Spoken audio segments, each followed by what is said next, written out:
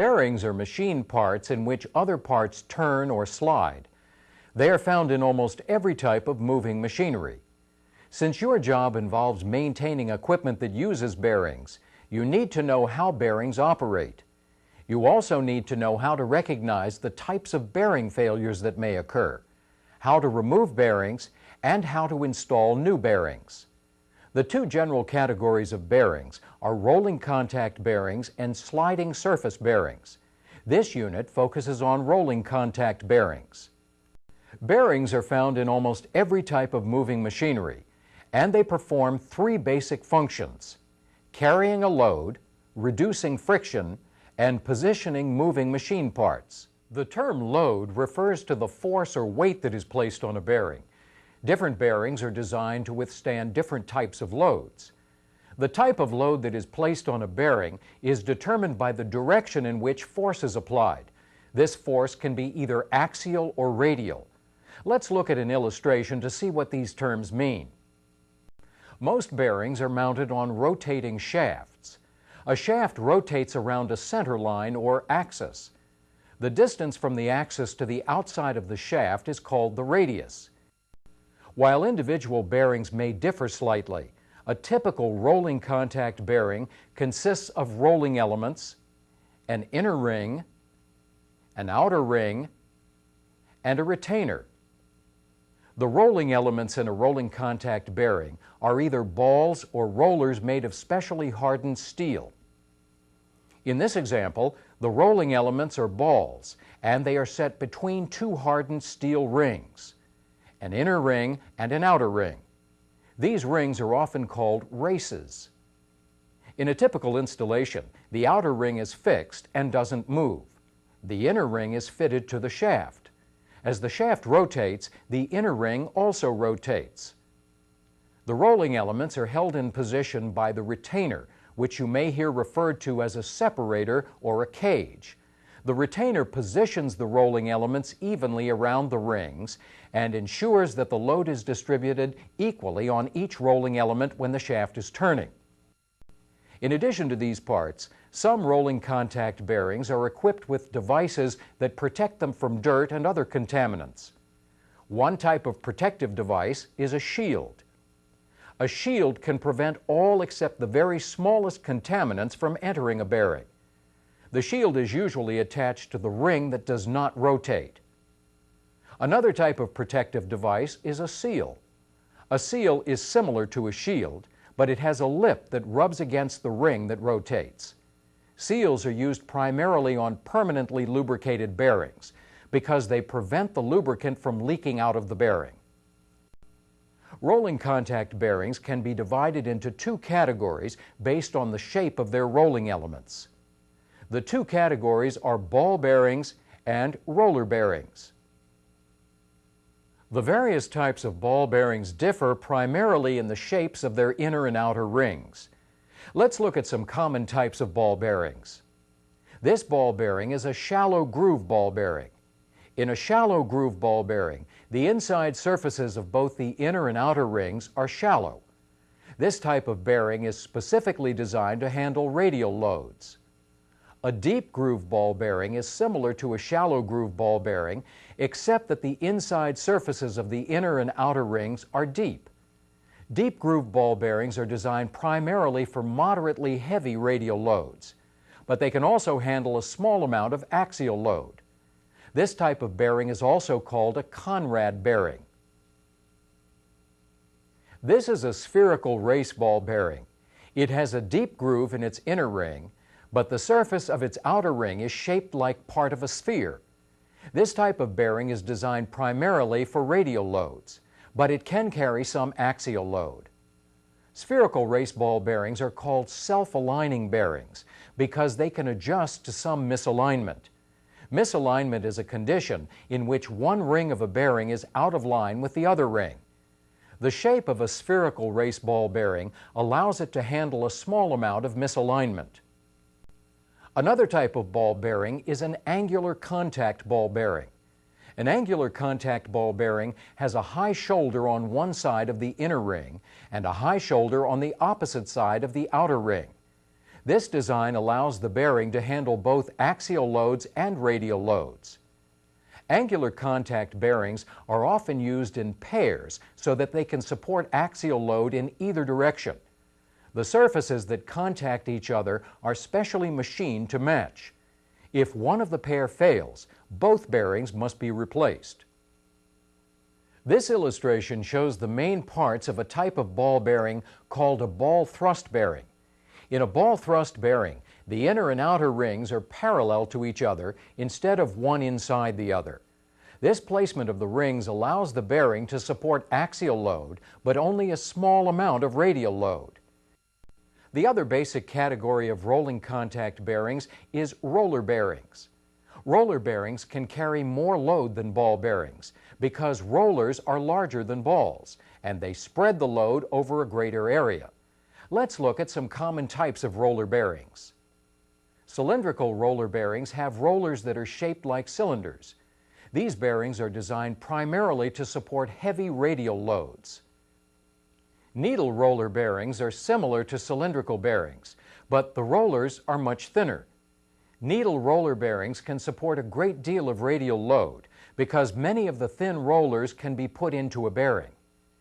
Needle roller bearings are often mounted without an inner ring or a retainer. Instead, the rollers ride directly on the surface of the shaft. Because these bearings can be mounted without an inner ring, they are often mounted on shafts where space is limited. Another type of roller bearing is a tapered roller bearing. In tapered roller bearings, the rollers are smaller at one end than at the other. The rings are tapered to match the rollers. Tapered roller bearings can support both radial loads and axial loads. Barrel or spherical roller bearings are self-aligning bearings. The outer ring is shaped like part of a sphere, which allows the bearing to align itself. Barrel roller bearings are designed to handle primarily radial loads, but they can also handle some axial loads. This illustration represents the construction of a roller thrust bearing. In a roller thrust bearing, the rings are parallel to each other instead of one inside the other. Roller thrust bearings are used to support heavy axial loads, but only a small amount of radial load. Bearings are precision parts, and they must be installed as precisely as possible. How the bearing fits onto a shaft and the kind of mounting that is used are both important to the proper functioning of a bearing. The term fit refers to the tightness or looseness with which a bearing is installed onto a shaft. There are two kinds of fit: push fit and press fit. A push fit is a fairly loose fit. Usually a ring that has a push fit can be pushed into place by hand. A press fit is much tighter. More effort is needed to press the ring into place. A press fit is also called an interference fit or a shrink fit. Generally, rolling contact bearings have a press fit on the ring that rotates and a push fit on the ring that doesn't rotate. In most bearings, the inner ring is the ring that rotates. So let's take a look at some methods for mounting bearings whose inner ring rotates. One inner ring mounting method that's commonly used is lock washer lock nut mounting. In this method, a shoulder on the shaft is used to prevent the bearing from sliding in one direction. The shoulder is the place on the shaft where the shaft size changes so that a bearing can be placed against it. The bearing is installed with a press fit against the shoulder. A lock washer and a lock nut are used on the other side of the bearing to prevent the bearing from sliding in the opposite direction. The lock washer has a tab that fits into a slot in the shaft and prevents the lock washer from slipping around the shaft. Other tabs on the lock washer can be bent to fit into slots in the lock nut to prevent the nut from loosening. Another method of mounting a bearing is called end plate mounting. This method is used when the bearing must be mounted on the end of a shaft. When end plate mounting is used, one side of the bearing is held in place by a shoulder on the shaft. The other side of the bearing is held in place by an end plate. This end plate is secured by locking bolts that screw onto the end of the shaft. Another method of inner ring mounting is called eccentric cam mounting. In this type of mounting, the bearing's inner ring is wider than usual. One end of the inner ring has a projection that is slightly off-center from the rest of the bearing. This projection is called an eccentric cam. A locking collar fits over the cam.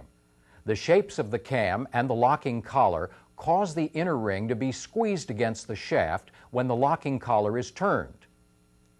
Another type of inner ring mounting is tapered sleeve mounting. With this method, the inner ring of the bearing is not mounted directly on the shaft. Instead, a slightly tapered metal sleeve is placed on the shaft first. Then the bearing is slipped over the sleeve. The inner ring of the bearing must have a matching taper so that the ring will make full contact with the sleeve. The bearing and the sleeve are secured to the shaft with a lock nut and lock washer. As the lock nut is tightened, it drives the bearing up the tapered sleeve. This causes the sleeve to tighten down on the shaft. The last type of mounting we'll look at is mounting a bearing without an inner ring. In this type of mounting, the outer ring and rolling elements slip over a specially hardened shaft. The rolling elements are in direct contact with the shaft, which acts as the inner ring of the bearing. This kind of mounting is often used when there is not much space around the shaft. Bearings are usually enclosed in housings. The housing is the part that surrounds a bearing and holds it in place. In order to support the bearing, the housing must be able to handle the types of load that the bearing is subjected to. The load is usually transferred from the shaft to the bearing to the housing. Most housings contain lubricant for the bearing, and they also prevent dirt and other contaminants from getting into the bearing. Bearing housings are divided into two types: pillow block housings and built-in housings. Pillow block housings are located outside the machine casing and are separate from it. In some cases, the pillow block housing holds the end of the shaft. In others, the shaft passes through the housing. Pillow block housings can be either solid or split, and they come apart in different ways. Some solid pillow block housings have a removable cover. Once the cover is removed, the housing can be moved out of the way and the bearing can be taken off the shaft. With a split pillow block housing, the top of the housing can be taken off. The shaft can then be lifted out so that the bearing can be removed. A built-in housing is actually part of the machine casing. In many cases, the shaft and the bearing are completely contained within the machine. To reach them, the casing must be taken apart. Built-in housings may also be solid or split. The solid types of built-in housings usually have removable end caps. Removing the end caps allows the bearing and the shaft to be taken out of the machine so that the bearing can be worked on. With a split-type built-in housing, there is a joint in the machine's casing that must be taken apart to get to the bearing. This allows the shaft and the bearing to be lifted out so that the bearing can be worked on. Bearing housings can be built either to allow a small amount of axial movement or to completely prevent axial movement. A housing that allows a small amount of axial movement is said to have a floating bearing.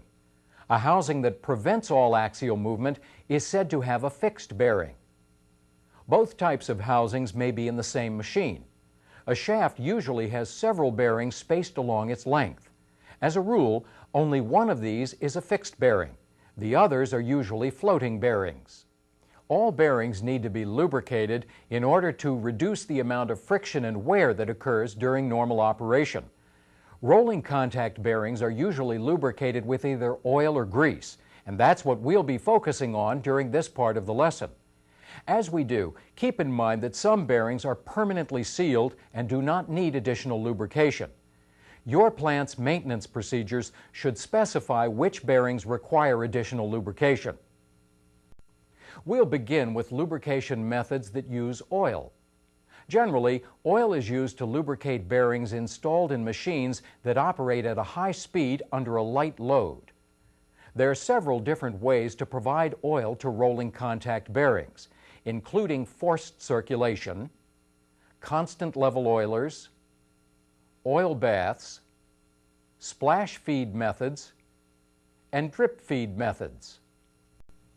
A forced circulation system is a common method for lubricating rolling contact bearings with oil.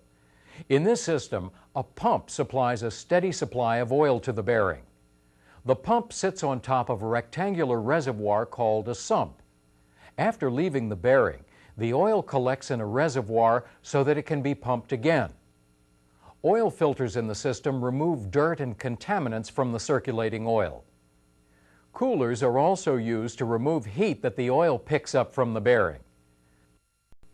Another way to lubricate bearings is with grease. Grease is generally used to lubricate bearings that are installed in machines that operate at slow speeds under heavy load, such as large circulating pumps. When adding grease to a bearing, it's important to use a grease that is compatible with the grease that is already in the bearing. Mechanics generally use one of three basic methods for greasing a bearing. They can grease the bearing with a grease gun, pack the bearing by hand, or use a grease cup. These methods are used only with bearings that are not sealed. Sealed bearings are permanently lubricated and they do not have to be greased. Many bearings that have to be greased are contained in housings that have grease fittings. A grease fitting is a small rounded projection on the housing that has a hole in it. To grease the bearing, a grease gun with a matching fitting is attached to the fitting on the housing. When this method is used, it is often necessary to remove the housing drain plug to allow old grease or excess grease to drain out as new grease is pumped in. Grease should be applied to the bearing while it is in motion to ensure that the grease will be evenly distributed. If the housing doesn't have a drain plug, the excess grease or old grease leaves the bearing through the shaft seals. In this case, it is very important to add grease slowly to the housing so that the shaft seals are not damaged. A good rule of thumb is to pump the grease gun no more than 2 or 3 times unless specific plant guidelines state otherwise. When you're installing a bearing, you may have to hand pack the bearing with grease. To do this, hold the bearing in your hand while you press grease in between the rolling elements. Make sure that the grease is distributed evenly throughout the bearing. Pack the bearing 1/3 to 1/2 full of grease. If too much grease is added, rotate the bearing slowly to force out the excess grease. Another way to lubricate a bearing with grease is to use a grease cup. A grease cup is a threaded container with grease in it that is mounted on the bearing housing. The top of the cup is turned to force the grease into the bearing.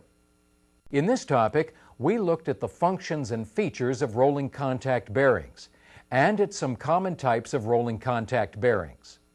We also looked at different mountings and housings for bearings and saw how bearings can be lubricated. Now try some practice questions. Rolling contact bearings can last for years, but eventually all bearings fail. There are several factors that can cause bearings to fail and several specific types of bearing failures. Usually, it's possible to tell a bearing is failing before removing the bearing from the machine. Bearing failures are often accompanied by high levels of noise or vibration, high operating temperatures, and the smell of burnt oil.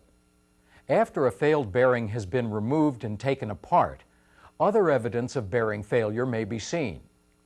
This evidence may include burn marks, which are blue or brown marks on the rolling elements or the rings, spalled areas, which are places where the surface of the metal has flaked away, a bent or broken retainer, cracks in the rings, and discolored lubricant.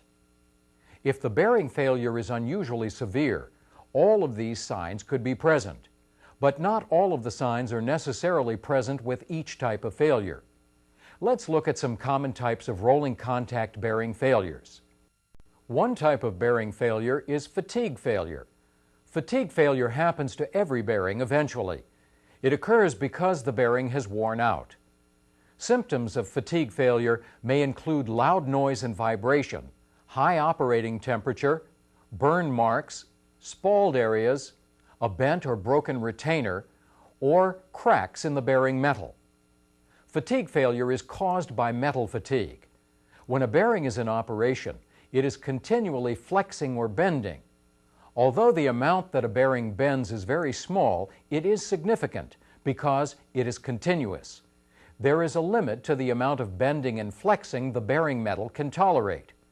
After the metal has reached its limit, the bearing fails. Another type of bearing failure is lubrication failure.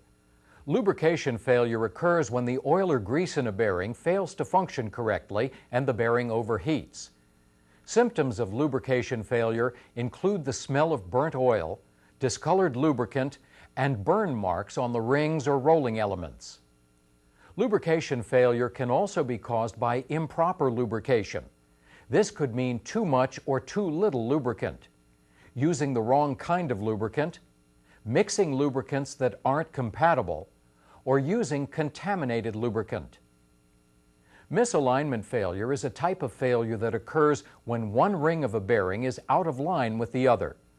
The primary sign of misalignment failure is unusual wear marks on the inside of the rings. A normal wear pattern follows the center of the ring. Thrust failure occurs when there is more axial load on a bearing than the bearing can handle. The signs of thrust failure include cracked rings, a bent or broken retainer, and loose rolling elements. Thrust failure can occur for a number of reasons, including incorrect bearing selection, improper installation, and excessive installation force.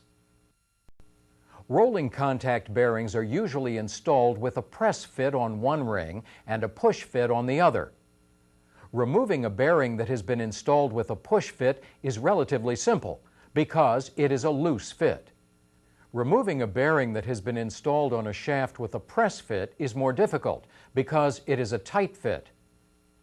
The principles involved in removing a bearing that was installed with a press fit are the same, whether it is the outer ring or the inner ring that has the press fit. In this part, we'll look at two methods for removing the press fit inner ring of a bearing from a shaft. The first method is used when the shaft can be removed from the machine. This method uses a device called a hydraulic press. A hydraulic press is a machine that is frequently used to apply pressure to the parts of a piece of equipment that is being assembled or disassembled. A hydraulic press removes a bearing from a shaft by holding the bearing in place and pushing the shaft through the bearing. Let's watch a mechanic use a hydraulic press to remove a bearing from a shaft. To begin setting up the hydraulic press, the mechanic first adjusts the height of the bed. Then he places table plates on the bed. Next, he sets up the shaft in the bed. The mechanic lines up the shaft so that the table plates are supporting only the bearing's inner ring. This is important because if too much stress is placed on the outside ring, the bearing could be damaged. He also checks to ensure that the ram is positioned directly above the shaft. Next, the mechanic inserts the shaft protector between the shaft and the ram. After the shaft and the bearing have been lined up, the mechanic closes the pressure release valve on the hydraulic pump. Then he pumps the handle to begin applying force to the press. As the shaft starts to move through the bearing, he watches the bearing to make sure that it does not jump off its supports and to make sure that it is not cocked. If the bearing is cocked, it will jam on the shaft. As the shaft is forced straight down through the bearing, the mechanic holds onto the shaft with one hand to prevent it from dropping. The second method we will look at to remove a bearing uses a bearing puller. A bearing puller is a portable device. It is generally used to remove a bearing from a shaft when the shaft can't be removed from the machine. Before using the bearing puller to remove a bearing from a shaft, the mechanic applies penetrating oil between the shaft and the bearing. This oil makes it easier to remove the bearing. Then he sets up the bearing puller jaws behind the bearing so that they rest loosely against the shaft. Next, the mechanic hooks the side rods behind the jaws. Then he makes certain that both rods are aligned correctly on the strong back. In this example, the mechanic places the lead screw into an alignment hole in the shaft. Then he tightens the lead screw. He checks the position of the jaws to make sure that they will only push against the inner ring. A good way to check the jaw position is to tighten the puller and then turn the bearing's outer ring. If the outer race can move freely, then the jaws are positioned correctly.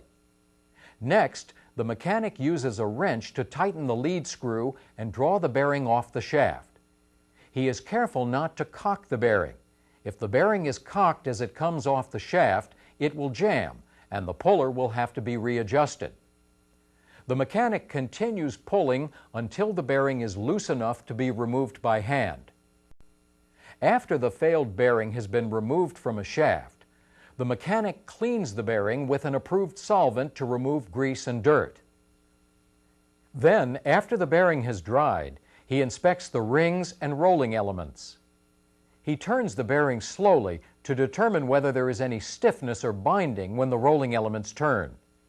He also checks for signs of failure such as spalling, burn marks, cracks, dents, and pits. In this topic, we looked at some causes of rolling contact bearing failures, and we looked at specific types of failures and signs that accompany each type. We also looked at 2 ways to remove failed bearings.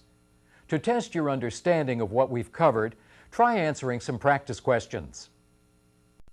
Bearings that fail must be replaced. In this part, we'll watch a mechanic prepare to install a new rolling contact bearing. The mechanic begins by carefully removing and cleaning the damaged bearing. After a bearing has been removed from a shaft, it should be handled carefully. It should not be left where it will get dirtier, and it should not be rotated, banged around, or dropped. Handling the bearing carelessly will only make the task of determining why it failed more difficult. In order to properly inspect the bearing, the mechanic must first clean it. In this example, the mechanic cleans the bearing with an approved solvent to remove grease and dirt. Then, after the bearing has dried, he examines the bearing for signs of failure. He turns the bearing slowly to determine whether there is any stiffness or binding when the rolling elements turn. He also checks for signs of failure such as spalling, burn marks, cracks, dents, and pits. If the bearing has been damaged due to misalignment failure, lubrication failure, or thrust failure, the problems that caused the failure must be corrected. In this example, the bearing has simply worn out. The mechanic then selects the correct type of replacement bearing according to the manufacturer's specifications. He checks to make sure that the part number of the bearing specified by the manufacturer is the same as the part number on the replacement bearing. In this example, the mechanic's next step is to pack the new bearing with grease. Before installing the bearing, the mechanic measures the diameter of the shaft and the diameter of the inner ring with a micrometer to make sure that all the parts will fit together correctly. When all of these preparations have been completed, the replacement bearing can be installed. New bearings must be installed correctly in order to work properly. In this part, we'll look at 2 common methods of installing rolling contact bearings. One method uses a hydraulic press, and the other method uses a tubular drift. We'll start with the tubular drift method. A tubular drift resembles an ordinary length of pipe. The drift should be made of a soft metal to prevent damage to the bearing or the shaft. The inside diameter of the drift must be slightly greater than the inside diameter of the inner ring of the bearing that is being installed. If the drift and the inner ring were exactly the same size, the drift would jam on the shaft. The outside diameter of the drift must never be so large that it touches the rolling elements or the outer ring, because a drift that large could damage the bearing. When a tubular drift is used, the shaft stays stationary and the bearing is forced down the shaft. This method is generally used when the shaft can be removed from the machine and placed in a vise. If the shaft is left in the machine, its other bearings may become brunelled.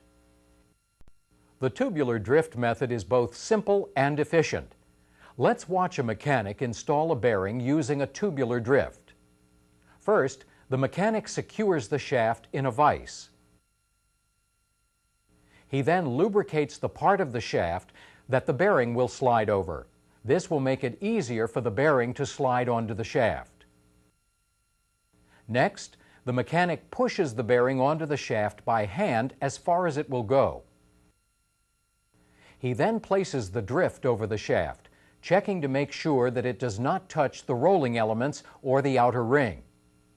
Then the mechanic uses a mallet to pound the drift against the bearing until it is in the correct position. When the inner ring of the bearing is flush against the shaft, the mechanic installs a lock washer and a lock nut. Another common method of installing a rolling contact bearing uses a hydraulic press. A hydraulic press is frequently used to apply pressure to the parts of a piece of equipment that is being assembled or disassembled. With a hydraulic press, the bearing stays stationary and the shaft is pushed through it. When a hydraulic press is used to install a bearing, the first step is to set up the press. First, the mechanic adjusts the height of the bed to fit the length of the shaft. He then places the table plates on the bed. Next, he positions the bearing on the table plates so that only the inner ring is supported. Next, the mechanic lubricates the shaft. The shaft is lubricated before it is placed in the bearing so that it will slide into the bearing more easily. Then he places the shaft in the bearing. The mechanic checks to make sure that the shaft is lined up directly under the ram. Then he places the shaft protector on the shaft and partially lowers the ram into position. Before operating the press, the mechanic checks the whole assembly again to be certain that everything is lined up properly. The mechanic then operates the press. He watches the shaft carefully to make sure that it moves smoothly into the bearing. If the shaft does not move smoothly into the bearing, the mechanic must stop the press because the bearing might be jammed. If this happens, the mechanic must correct the problem and then recheck the alignment of the bearing, the shaft, and the ram. He can then restart the press. After the bearing is on the shaft in the correct position, the mechanic stops the press and inspects the bearing. He checks to make sure that the entire surface of the inner ring is touching the shaft all the way around. The mechanic then removes the bearing and the shaft from the press. In this topic, we saw how to prepare for installing a new rolling contact bearing, and we looked at some installation methods. To test your understanding of what we've covered, try answering some practice questions.